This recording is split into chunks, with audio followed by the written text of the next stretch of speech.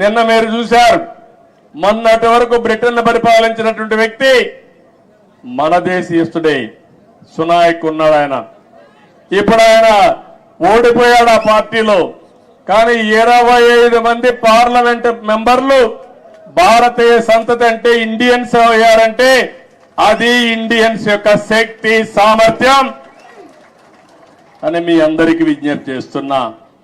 ఇలాంటివన్నీ జరుగుతుంటే నా ఆలోచన ఒకటే, మనమందరికీ తెలివితేటలున్నాయి.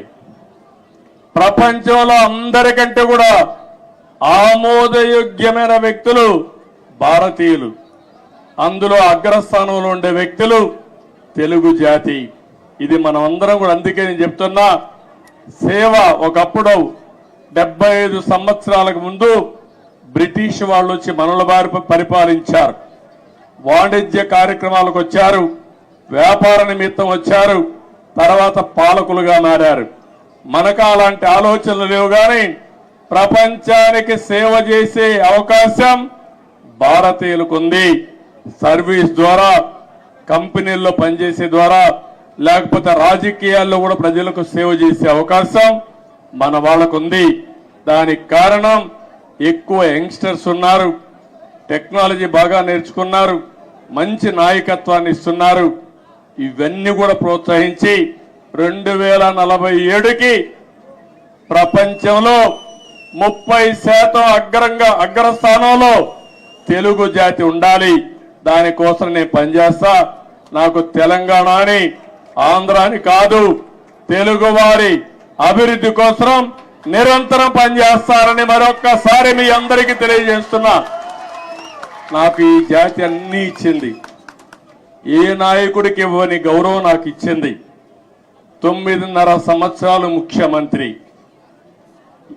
ఈ యొక్క స్వాతంత్రం వచ్చిన తర్వాత, రాష్ట్రం ఏర్పడిన తర్వాత సమైక్య ఆంధ్రప్రదేశ్ లో కూడా 9.5 సంవత్సరాలు ఎవరూ లేరు. 10 సంవత్సరాల అపోజిషన్ లీడర్ని. నా రికార్డు ఇంకెవరూ బ్రేక్ చేయడానికి కూడా అవకాశం లేదు. ఇది 2 రాష్ట్రాలుగా విడిపోయింది. కాబట్టి అలాంటప్పుడు ఒకటే నేను ఆలోచిస్తున్నా, మళ్ళీ నాకు పునర్జన్మ అంటూ ఉంటే తెలుగు గడ్డపైనే పుట్టాలని భగవంతుని మనస్ఫూర్తిగా కోరుకుంటున్నా. అందుకని నిన్ననే మనం ప్రారంభించాం. ఆ ప్రారంభం రాబోయే రోజుల్లో అధికార కమిటీలు వేసుకున్నాం.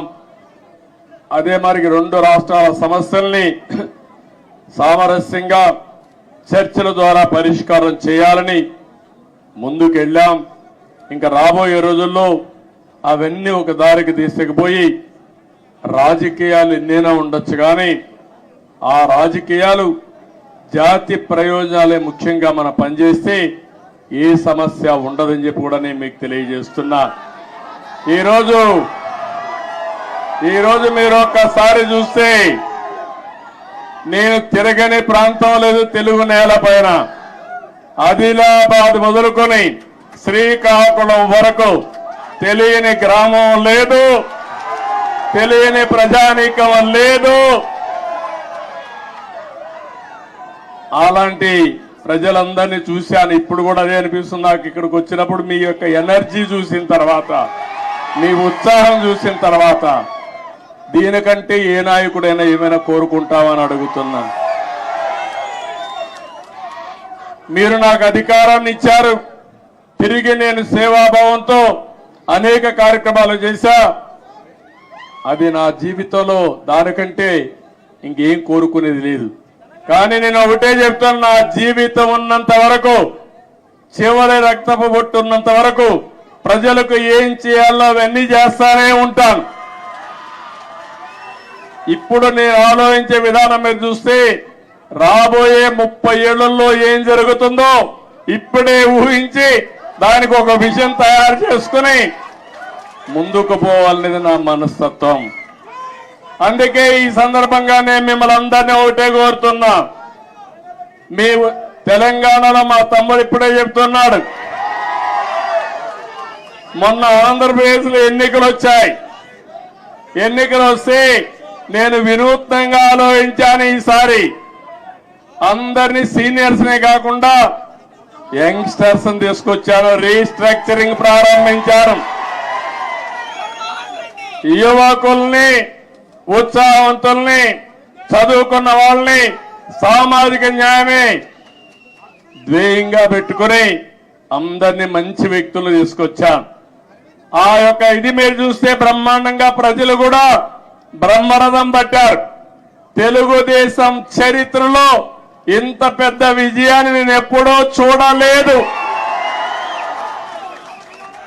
82, 84 ఆగస్టు క్రైసిస్ తర్వాత 85, తర్వాత 94, 99 ఎప్పుడూ చూడలేదు. ఒక సునామీ వచ్చింది. ఆ సునామీకి ఎక్కడికక్కడ అందరూ కూడా కొట్టుకుపోయే పరిస్థితికి వచ్చారు. అది చూసిన తర్వాత మా తమ్ముడు అంటున్నాడు, అంటే ప్రజాస్వామ్యంలో మీరు ఒక్క విషయం గుర్తుపెట్టుకోవాలి, రాజులు లేరు, నియంతలు లేరు. ఎవరైనా విర్ర వీగితే ఎక్కడికి పంపించాలో మీరే పంపిస్తారు. అందుకే నేను ఇప్పుడు కూడా చెప్తున్నా మా మంత్రులకి అందరికీ, అక్కడ విర్ర వేగొద్దండి, భూమి మీద నడవండి, ఆకాశం నడవద్దండి.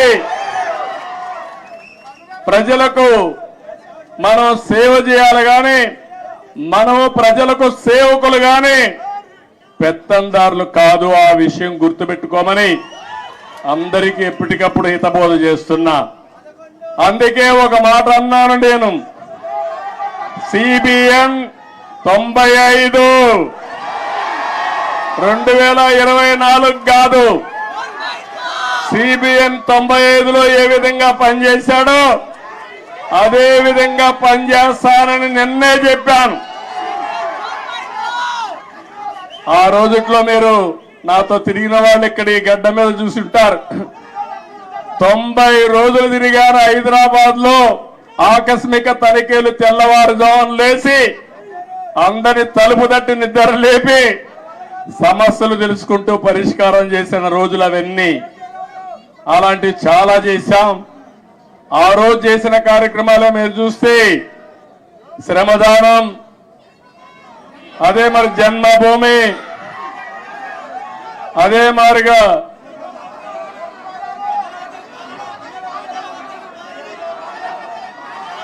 ఒకటి రెండు కాదు, నేను చేసిన ప్రోగ్రాలు మీరే ఎక్కువగా మాట్లాడుతున్నారు.